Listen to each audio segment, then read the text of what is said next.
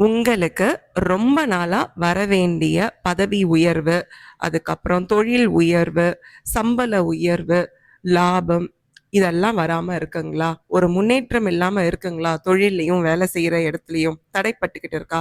அப்ப நீங்க உடனடியா போக வேண்டிய கோவில் அச்சிரப்பாக்கத்துல இருக்கிற ஆச்சிபுரீஸ்வரர் கோவிலுங்க.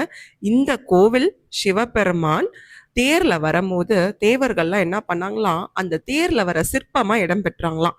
ஆனாலும் சிவபெருமான் தேர் இல்லையா, அதனால அந்த தேவர்கள் எல்லாத்துக்கும் கொஞ்சம் ஆணவம் தலை தூக்குச்சான். அதனால அந்த ஆணவத்தை குறைக்கிறதுக்காக சிவபெருமான் அந்த தேரோட அச்சம் முறிச்சு விட்டுட்டாராம்.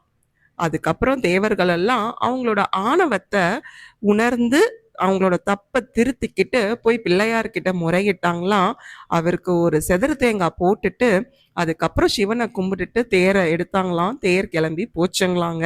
அதே மாதிரி நீங்களும் இந்த கோவிலுக்கு போகிற முனையிலேயே அச்சுமுறி விநாயகர்னு ஒருத்தர் இருப்பார். அவருக்கு ஒரு தேங்காயை அடிச்சுட்டு நேரா ஆச்சிபுரீஸ்வரரை போய் பாருங்க.